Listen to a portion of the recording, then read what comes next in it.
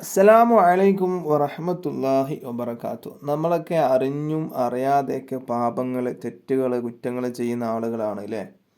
നമ്മൾ അറിഞ്ഞും ചെയ്യാറുണ്ട്, അറിയാതെയും ചെയ്യാറുണ്ട്. ചില കുറ്റങ്ങൾ, ചില തെറ്റുകൾ ചെയ്താലാണ് നമ്മൾ പടച്ചവനെ ഓർമ്മിക്കുക. അല്ലാഹ് പടച്ചവനെ വേണ്ടില്ലായിരുന്നു, ചെയ്യേണ്ടില്ലായിരുന്നു. ചില തെറ്റുകൾ ചെയ്തതിന് ശേഷം നമ്മളങ്ങനെ ചിന്തിക്കാറുണ്ട്. അപ്പോൾ നമ്മളെന്താകും, പാപങ്ങളെ തൊട്ടങ്ങനെ തൗബ ചെയ്യും. ഇതൊരു സ്വപ്നത്തിൻ്റെ വ്യാഖ്യാനമാണ് പറയുന്നത് കേട്ടോ. ആ സ്വപ്നം കണ്ടാൽ അതിൻ്റെ വ്യാഖ്യാനം ഇങ്ങനെ ആയിരിക്കും എന്നുള്ളതാണ് പറയുന്നത്. നമ്മൾ പാപങ്ങളെ തൊട്ട് എന്താകും, തൗബ ചെയ്യും.